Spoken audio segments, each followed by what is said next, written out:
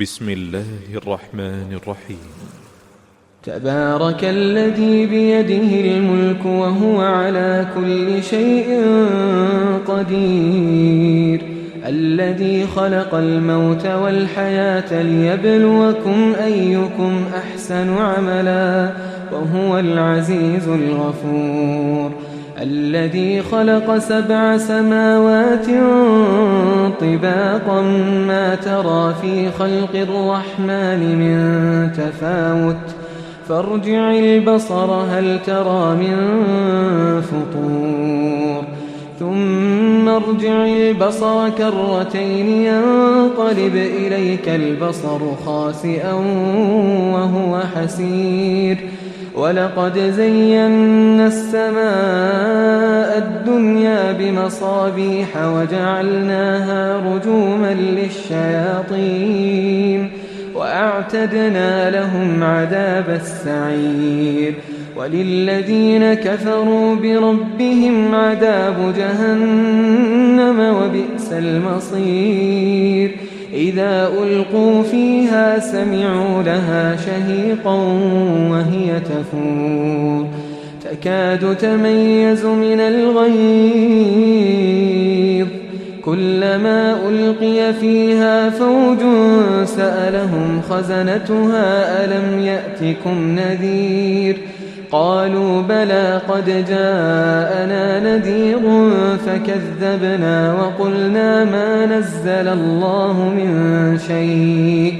إن أنتم إلا في ضلال كبير، وقالوا لو كنا نسمع أو نعقل ما كنا في أصحاب السعير، فاعترفوا بذنبهم فسحقا لأصحاب السعير. إن الذين يخشون ربهم بالغيب لهم مغفرة وأجر كبير، وأسروا قولكم أو اجهروا به إنه عليم بذات الصدور، ألا يعلم من خلق وهو اللطيف الخبير، هو الذي جعل لكم الأرض ذلولا فامشوا في مناكبها وكلوا من رزقه وإليه النشور، أأمنتم من في السماء أن يخسف بكم الأرض فإذا هي تمور، أم أمنتم من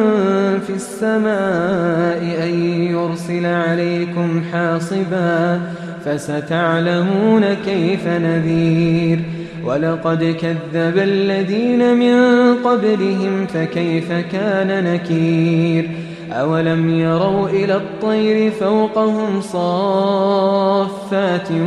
ويقبضن ما يمسكهن إلا الرحمن إنه بكل شيء بصير، أمن هذا الذي هو جند لكم ينصركم من دون الرحمن إن الكافرون إلا في غرور، أمن هذا الذي يرزقكم إن أمسك رزقه بل لجوا في عتو ونفور، أفمن يمشي مكبا على وجهه أهدى أمن يمشي سويا على صراط مستقيم، قل هو الذي أنشأكم وجعل لكم السمع والأبصار والأفئدة قليلا ما تشكرون، قل هو الذي ذرأكم في الأرض وإليه تحشرون، ويقولون متى هذا الوعد إن كنتم صادقين، قل إنما العلم عند الله وإنما أنا نذير مبين، فلما رأوه زلفة سيئت وجوه الذين كفروا وقيل هذا الذي كنتم به تدعون قل أرأيتم إن أهلكني الله ومن معي أو رحمنا فمن